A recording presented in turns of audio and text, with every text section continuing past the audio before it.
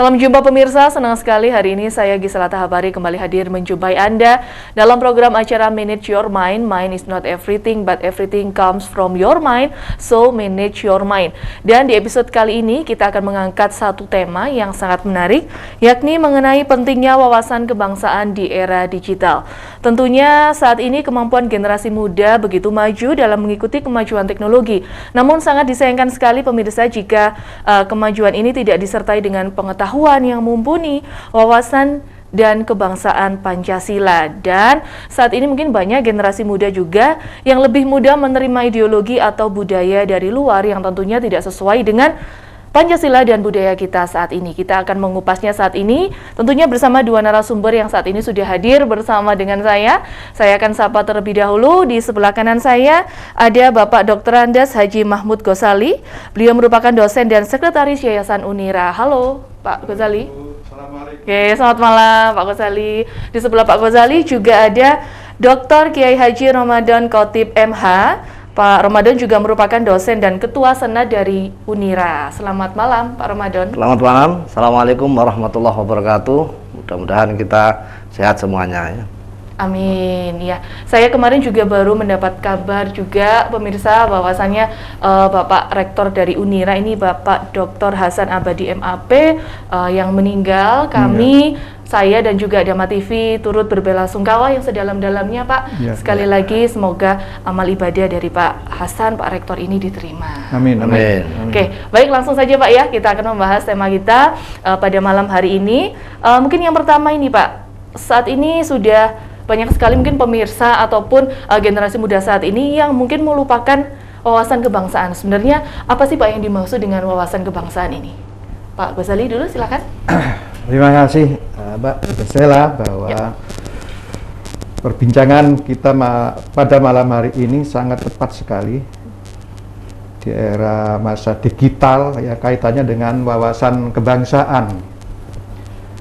Bahwa istilah wawasan kebangsaan ini sebetulnya identik dengan wawasan Nusantara. Ya. Wawasan kebangsaan itu terdiri dari dua suku kata, wawasan dan kebangsaan. Wawasan itu sebetulnya ya mawas, melihat, meninjau, ya, pandangan. Ya. Kemudian kalau kebangsaan itu kaitannya dengan ya ciri-ciri golongan bangsa. Atau perihal kebangsaan atau kesadaran diri sebagai warga dari sebuah negara, itu adalah kebangsaan. Jadi kalau dijadikan satu, wawasan kebangsaan itu adalah cara pandang bangsa Indonesia yang dilandasi dengan kesadaran diri sebagai warga negara, akan diri dan lingkungannya di dalam kehidupan berbangsa dan bernegara. Jadi begini, jadi didasari atas dasar yaitu kesadaran diri. Kesadaran diri ini yang paling penting. Jadi jangan sampai bangsa Indonesia itu tidak sadar kalau dirinya itu ada di negara Indonesia. Ini yang paling penting ya. Jangan sampai orangnya ada di Indonesia tapi kebangsaannya itu ada di luar negeri gitu. Oleh sebab itu wawasan kebangsaan ini sangat penting sekali yang kaitannya kesadaran diri akan kesatuan, yaitu ideologinya, kesatuan politik, kesatuan ekonomi sosial budaya, kesatuan pertahanan keamanan. Dulu disebut yaitu Pancagatra. Sosial ya Pancagatra itu. Panca 5 gatra ya. Jadi 5 itu disebut Ipolek Sosbud Hankam. Ipolek Sosbud Hankam. Kemudian kesadaran diri akan falsafah negara, dasar negara yaitu Pancasila.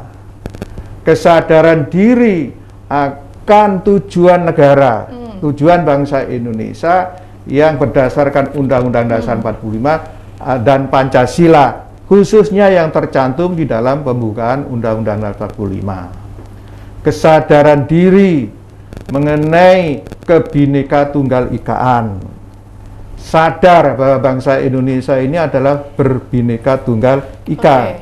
beragam suku bangsa, sadar akan status negara kesatuan Republik Indonesia ini sudah final. Masih banyak kesadaran-kesadaran yang harus ada di dalam diri bangsa Indonesia, termasuk kesadaran yaitu mencintai bendera nasional, kesadaran mengenai lagu kebangsaan, kesadaran tentang lambang negara. Di antaranya itu yang masuk menjadi sumber daripada wawasan kebangsaan. Saya kira itu yang dimaksud dengan wawasan kebangsaan. Oke, berarti intinya adalah kesadaran diri, Pak ya, kesadaran diri bahwa kita ini adalah warga negara Indonesia yang harus menyadari Pancasila dan lain sebagainya, seperti itu, Pak ya. Ya, cuma permasalahannya apakah sekarang ini tentang wawasan kebangsaan ini masih utuh atau melalui mengalami krisis. Gitu. Ini yang memang perlu kita bicarakan malam ini. Khususnya dari generasi muda. Oke, baik. Saya mau ke Pak Ramadan. Pak Ramadan, sering juga generasi muda ataupun kita mengenal yang namanya 4 pilar kebangsaan. Nah, dengan memahami 4 pilar kebangsaan ini tentunya akan menumbuhkan juga motivasi bahwa harus mencintai akan yang namanya negara ini. Nah, sebenarnya apa sih Pak Ramadan yang dimaksud dengan 4 pilar kebangsaan? Ya, terima kasih untuk menjelaskan tentang 4 pilar wawasan kebangsaan ini. Sebetulnya gini, jadi kalau tadi Pak Kiai Mahmud menjelaskan tentang berpikir tentang bangsa, hampir sama bahwa wawasan kebangsaan itu sebetulnya berpikirnya bukan hanya parsial atau pribadi. Kita dibelajari untuk mau memikirkan orang lain, bangsa. Nah itu.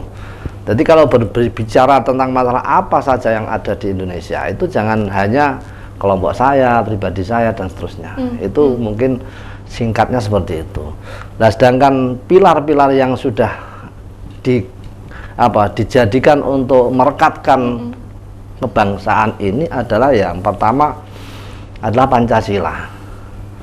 Pancasila itu sudah disepakati sejak dulu, bahkan tinjauan dari berbagai agama. Tidak ada yang bertentangan satupun dengan agama apapun. Tidak ada yang bertentangan. Sehingga Pancasila ini pantas untuk menjadi falsafah bangsa kita, menjadi ciri khas Indonesia. Itulah dasarnya Pancasila. Ya, kemudian yang kedua, semboyan kita kan Bhinneka Tunggal Ika. Bhinneka Tunggal Ika itu dari berbagai macam suku, bangsa, budaya, tapi masih bisa menyatu untuk suatu tujuan, yaitu menjadikan generasi bangsa ini adalah generasi yang cerdas, yang pandai dan bisa bersaing dengan negara yang lain, bukan untuk kelompoknya sendiri. Itu Bhinneka Tunggal Ika artinya bahwa kita penting sekali untuk saling menghormati, saling membantu, saling berwawasan tentang masalah kebinekaan ini, meskipun kita berbeda. Suatu contoh, kita tetangga itu, saya juga punya tangga itu juga Katolik, juga Kristen, juga biasa. Artinya bahwa agama itu tidak menjadi penghalang, keyakinan itu tidak menjadikan penghalang kita untuk berpikir yang lebih luas tentang masalah kehidupan berbangsa dan bernegara. Itu adalah Bhinneka Tunggal Ika. Kemudian yang ketiga itu adalah nasionalisme atau NKRI. NKRI itu sudah merupakan final bagi kita semuanya, bahwa negara ini tidak perlu untuk dirubah-rubah. Karena apa? Kita hidup sejak mulai merdeka sampai sekarang sudah berapa tahun, ya. Tidak ada gejolak, tidak ada hal yang merugikan pada kita semuanya. Tapi ketika kita di akhir-akhir ini ada orang-orang yang mewacanakan, menggantikan NKRI. Ini kan sangat naif sekali. Yang sudah kita rasakan sudah betul-betul enak, damai, dan betul-betul bisa melaksanakan agama manapun aman di Indonesia itu. Tidak ada yang terintimidasi, tidak ada yang diskriminasi, dan tidak ada yang merasa terkecilkan. Ini berkah dari wawasan Nusantara atau nasionalismenya ini adalah sangat tinggi sekali. Oleh sebab itu penanaman nasionalisme atau Negara Kesatuan Republik Indonesia ini adalah menjadi hal yang paling utama kalau kita perlu untuk dipahami pada generasi muda kita semuanya. Itu kemudian yang merekatkan kita semuanya adalah punya undang-undang. Undang-Undang Dasar 1945 ini adalah juga menjiwai dari undang-undang seluruh undang-undang atau peraturan pemerintah yang ada di Indonesia, sehingga Pancasila dan undang-undang ini adalah sebagai pedoman utama, atau kalau dalam agama itu kan kitab sucinya. Itu kalau pandangan agama itu. Tapi kan kita tidak boleh menyamakan antara Pancasila dengan undang-undang disamakan dengan kitab suci, kan enggak. Tapi itu adalah peraturan yang kita junjung tinggi bersama di Indonesia ini. Jadi tanpa adanya itu mungkin bangsa Indonesia sudah terkoyak-koyak. Oleh sebab itu, maka sebetulnya Pancasila dan undang-undang ini sebagai aturan yang paling utama yang menjadi aturan dasar itu perlu untuk dikuatkan. Tidak perlulah kita merubah, merevisi dan seterusnya. Kalau umpama bikin peraturan baru tapi tidak merubah dari undang-undangnya, itu insya Allah mungkin akan lebih tepat barangkali. Oleh sebab itu amandemen undang-undang itu saya kira tidak perlulah kita malah justru menafsirkan undang-undang itu silahkan, tidak apa-apa. Tapi kalau mengamandemen barangkali nanti akan berubah lagi penafsiran tersebut. Oleh sebab itu maka ada empat pilar ini. Itu kalau saya sebagai orang NU, Mbah Kiai itu mengatakan PBNU. P itu adalah Pancasila, B-nya Bhinneka Tunggal Ika, N-nya NKRI, dan O-nya Undang-Undang Dasar 45. Itu karena mudah dihafalkan bagi teman-teman yang aliansinya ke Nahdlatul Ulama. Itu seperti itu. Baik, berarti keempat dasar pilar ini yang memang saat ini perlu sekali untuk anak muda ini perlu tidak hanya dimengerti saja Pak ya, tapi dari keempat pilar ini juga bisa nanti dinyatakan juga dalam kehidupan bersosialisasi di tengah masyarakat, seperti itu ya Pak ya. Baik, nanti kita akan lanjutkan lagi di segmen berikutnya. Baik pemirsa, jangan kemana-mana, tetap saksikan Manage Your Mind karena sesaat lagi kita akan kembali.